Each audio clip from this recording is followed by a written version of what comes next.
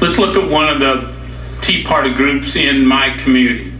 The founder, a small businesswoman, originally filed for tax-exempt status in July of 2010.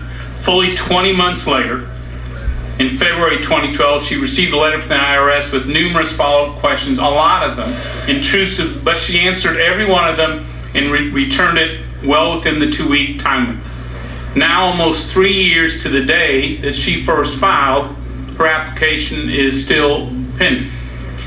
But let's look at what happened to her in the 3 years since she applied. Beginning in December 2010, she was visited by the FBI Domestic Terrorism Unit. Her personal returns and her business returns were both audited by the IRS. She received 4 FBI inquiries.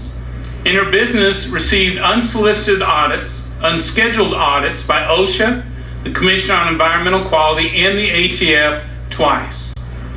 Now, this is a citizen and a small businesswoman who had never been audited by the IRS or any of these agencies until she applied to you for tax-exempt status for her Tea Party. The broader question here, is this still America? Is this government so drunk on power that it would turn its full force, its full might, to harass and intimidate and threaten an average American who only wants her voice and their voices heard? Mr. Miller, who in the IRS is responsible for targeting conservative organizations? So let me first say I cannot speak to a given case. And that we've talked about 6103, but that's... This is not just one case. You know we're talking about the whole list the Inspector General put up there. Correct. Who is responsible for targeting these groups? So again, I'm going to take exception to the concept of targeting because it's a loaded term.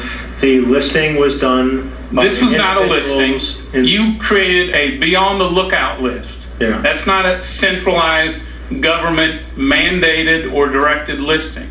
You had a be on the lookout list that you acknowledge. You have the cases the Inspector General already verified.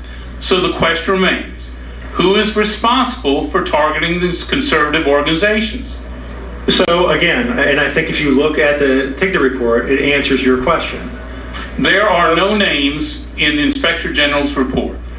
So I'm asking you, not only as the acting commissioner, but as the deputy commissioner over this organization, who is responsible for targeting these individuals? So I don't have names for you, Mr. Brady, and I'm willing to try to find that out. I think TIGTA is looking at that right now. I don't think targeting, again, is wrong.